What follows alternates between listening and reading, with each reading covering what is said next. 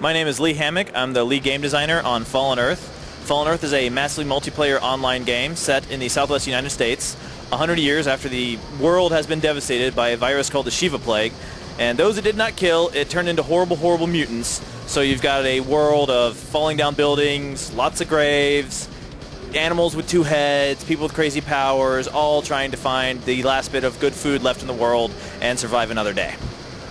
So what's, obviously, aside from the setting, what sets this game apart from other MMOs? Well, we have a first-person shooter-based combat system, so you actually have a reticle you have to put over your target to hit them. It's got sort of an RPG back into it, so the hit determination is strictly FPS. You get more damage for headshots, but once it basically hands it over once you determine a hit to the RPG system, which uses a system of weapon damage versus armor, attack skill versus defense skill to determine the actual damage of the hit. So you've got sort of the mix of both worlds, and there have been other FPS games, but none as fully MMO as ours, I guess, for lack of a better term. I mean, there's PlanetSide. PlanetSide is all PvP. This is a full MMO. It's got PvP, it's got PvE, it's got missions, it's got crafting, it's got vehicles you can drive, all built around an FPS-style combat system. We've also got a post-apocalyptic environment. Well, there's been a lot of video games about that recently, not a lot of MMOs. I mean, Auto Assault is the main one, and it was more a driving game than a real, run around as people MMO. And really, the last 2 points really are huge sandbox environment. We have a huge world to run around in. It takes hours to walk across the game. Basically, we got a total area that we can play in of about 7,000 square kilometers long term. We're launching with about 1,000 of that actually filled out. So there's a huge space to run around in, 70 towns, thousands of missions, huge environment. And the last thing is our crafting system is really well done. It's very in-depth, very involved, a lot of scavenging, harvesting of resources. It's a player-driven economy in that players make all the best gear in the game. Players make all the vehicles in the game. So really, to really prosper in the game, you have to be a crafter or get your gear from crafters. So can you run me through a kind of day-to-day experience of an average player when he comes into the game? What does he do? Average player, I'm assuming you mean after the start of the game, because, at the start of the game you play the tutorial, then you go learn how to play the game. Just an average day in the life of an average player. Average player is probably going to log on in whatever town they are last in, clear out their crafting queue. Our crafting has a real-time component to it, so as you finish it basically takes real time to make stuff, so it may take 2 hours to make a gun. That time passes whether you're online or not, so when you log back on, a lot of times whatever you set to make when you logged off will be done. So you clear out your queue, you get all those items, you get the experience points for crafting, because you get experience points for crafting and harvesting in our game, so you can play a completely non-combatant character and make it to max level.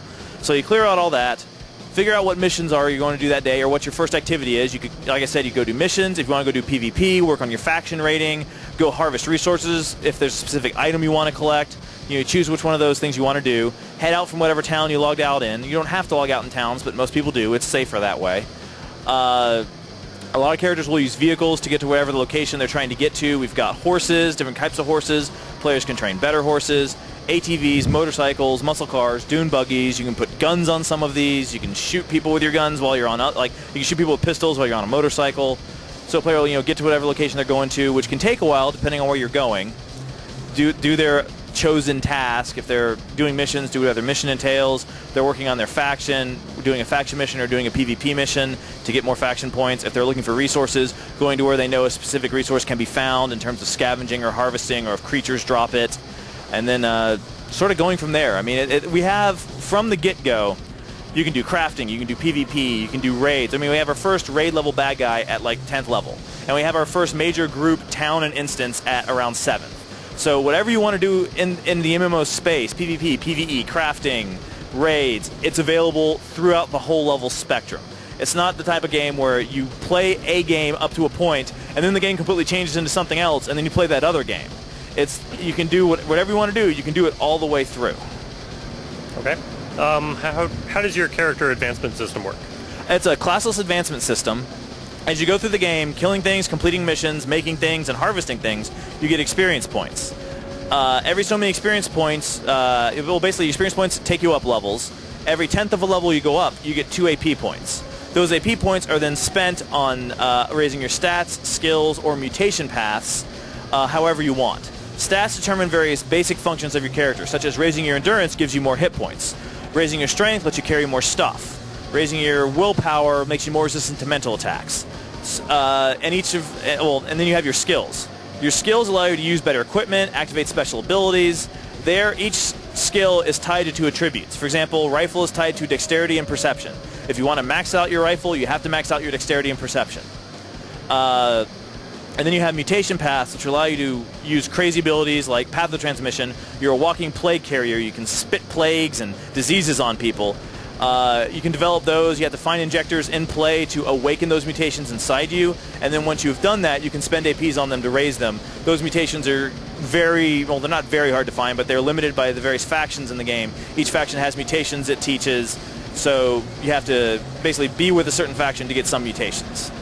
What about visual customization? Visual customization is a character creation. You can set facial structure, hair color, hairstyle, eye color. You can get piercings, 2 sets of piercings, and that's everything from like chin to ear to nose to eyebrow. You can get 2 facial tattoos. You can have 2 sets of war paint. You can have arm and leg tattoos, body hair. Women get belly piercings instead of body hair because we don't need that type of mutant. Instead of facial hair, guys get 2 levels of facial hair, like a stubble layer and then an actual hair layer. Women get lipstick and eyeshadow. You don't have a lot of clothing customization of character creation. You get to choose a shirt and your shoes. That's about it. The rest of your clothes are pre-built because we have a loot-driven item system. So 20 minutes into the game, you're probably going to get an awesome new shirt that's better than the one you had. We don't want people to spend an hour making their cool costume in the character creator only to have the first item they get throw it completely out of whack. So once you leave character creation, all of the appearance customization is based on what items you can find in the game, which vary dramatically. You've got everything from torn-up T-shirts and ratty jeans up to full, it's not powered armor yet, but full heavy combat armor, environmental suits, gas masks, top hats, monocles, suit jackets, camo clothes, armor made out of hubcaps and stop signs, and just all kinds of crazy stuff.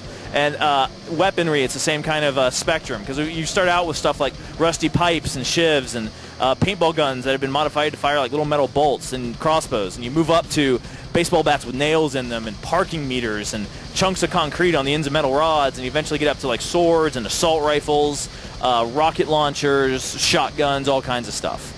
So tell me the story of the favorite encounter you've had just playing the game. Favorite encounter I had just playing the game? That's pretty tough. Trying to think what I've done recently. We've recently had a whole bunch. Actually, I would probably say we had a PvP test Sunday morning where I was luckily on a team. We were basically testing a conflict town called Wind Farm, and when at the start of the test, everyone was playing Enforcers, and there were like 2 people in my department who were stuck playing Chota. And I was like, that's not very fair. So we ended up getting a bunch of people from QA who really know how to play the game. Oh my god, we have 2 people who we call the the Wonder Twins, the dynamic duo, because basically they're our litmus test if an encounter is too easy or too hard. They keep coming back to me and saying, yeah, that encounter you beat to be unbeatable, yeah, we duoed it. We got them on the weaker side, got a whole bunch of people together, got a good team, and ended up completely rolling the Enforcer side of the PvP test, and took control of the town. It was a lot of really good fights, though. It was a really good team encounter. We were all using the in-game voice over IP, so staying in touch and very organized. It was one of the best PvP encounters I've had in the game. Can you run us through the timeline for testing, projected launch, things like this? Right now, we are in closed beta. We're looking to go to open beta very soon. We don't have an official launch date yet, but we're going to have an announcement about a launch date later this week. Okay. Thank you very much for taking the time to do this. Oh, thank you very much for coming by.